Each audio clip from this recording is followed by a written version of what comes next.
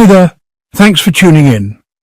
If you want to keep up with the latest updates and in-depth coverage, make sure you follow S News and please support us by subscribing, liking and dropping a comment below.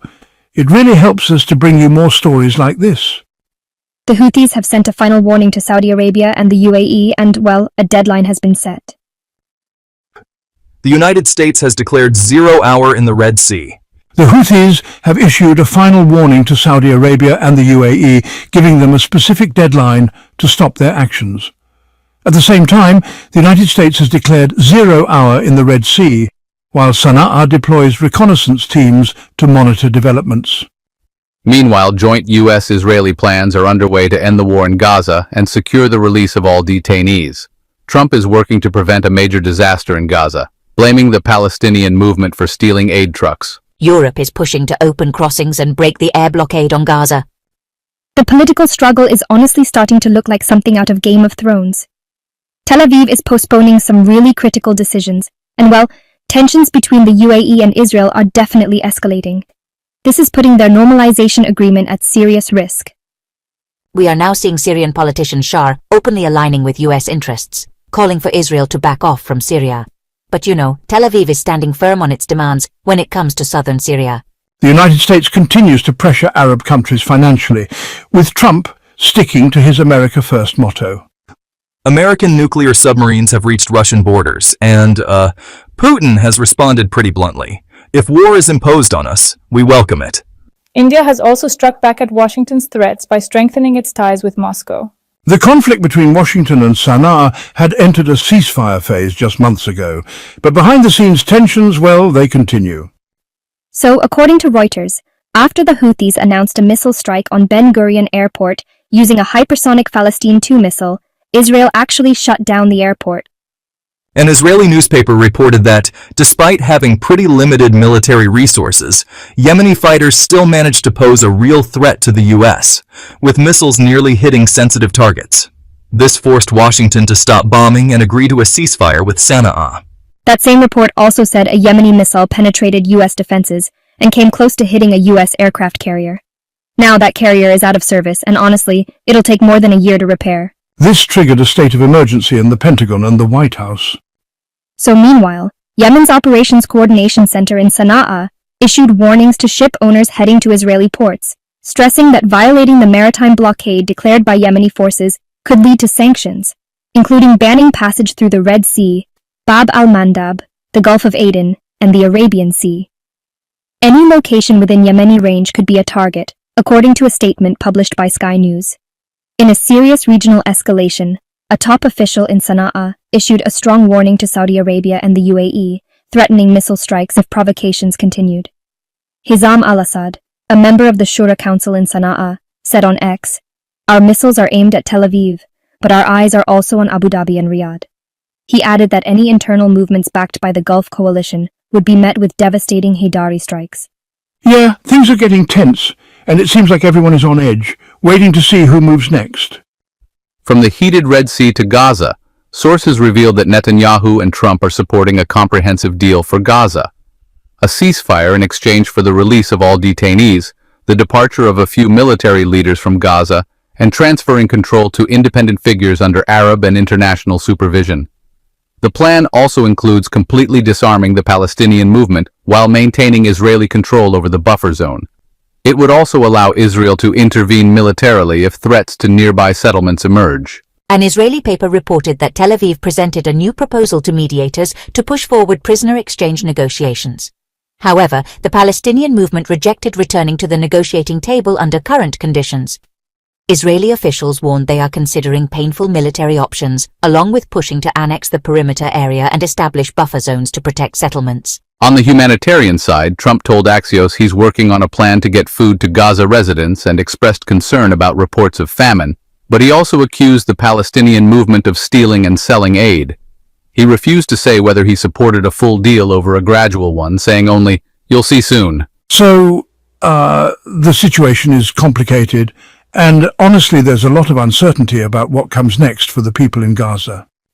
Meanwhile, the UNRWA commissioner said airdropping aid to Gaza cost 100 times more than delivering it by truck.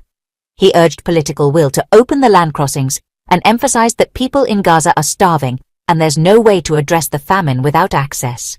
French President Emmanuel Macron announced that France, along with Jordan, the UAE and Germany, carried out airdrops over Gaza. But he stressed that this alone isn't enough, calling on Israel to allow full access for aid through border crossings. In internal Israeli politics, Channel Khan reported that Netanyahu postponed decisions on the next steps in Gaza due to disagreements between the finance minister and military recommendations.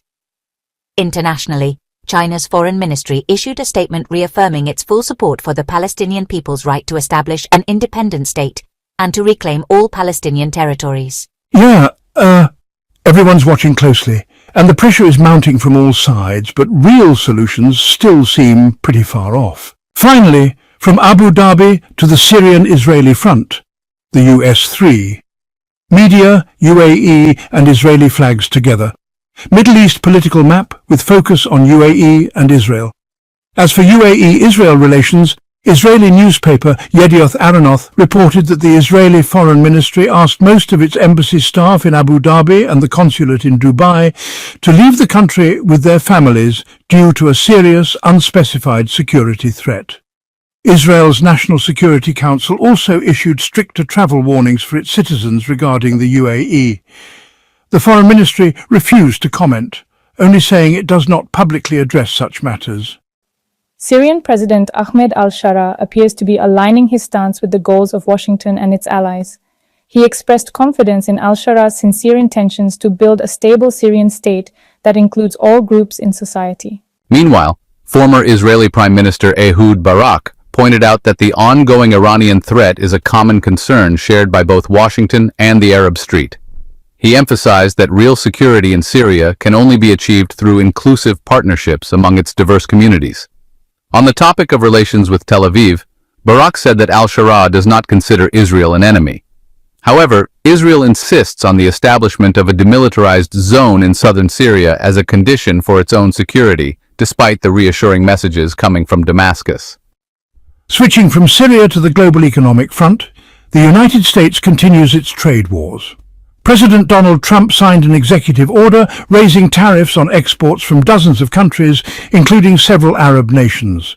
This move is part of a broader plan to restructure global trade in a way that benefits U.S. interests. Among Arab countries, Syria topped the list affected by the new tariffs, facing a 41% increase.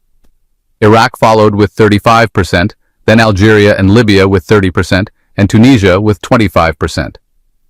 Jordan faced a 15% increase. These new tariffs are set to take effect on August 7th. In another escalation, fears are growing that the world could be heading toward its first-ever nuclear confrontation between the two largest superpowers. President Trump announced that he ordered 2 nuclear submarines to be deployed near Russian borders. This was in response to what he called highly provocative statements made by Dmitry Medvedev, the deputy head of Russia's Security Council, who hinted at a possible Russian nuclear response against Washington. Russia's TASS news agency called on the Pentagon to reveal the submarines' locations, but so far there has been no official response from the U.S. On the other side, Russian President Vladimir Putin stated that his country is still open to negotiations with Ukraine if Kyiv decides the time is right. He reiterated that securing Russia's safety remains the main goal of the current military operation. Putin added that Moscow's conditions for a settlement haven't changed since the summer of 2024, and that although Russia is open to talks, no joint working groups have been formed with Ukraine yet. He emphasized the need for long-term peace without any time limits and stressed that any settlement should be discussed within the framework of broader European security. Putin also accused Western countries of being desperate to stop Russian advances in Ukraine, especially after their failure to achieve what they had hoped would be Russia's strategic defeat.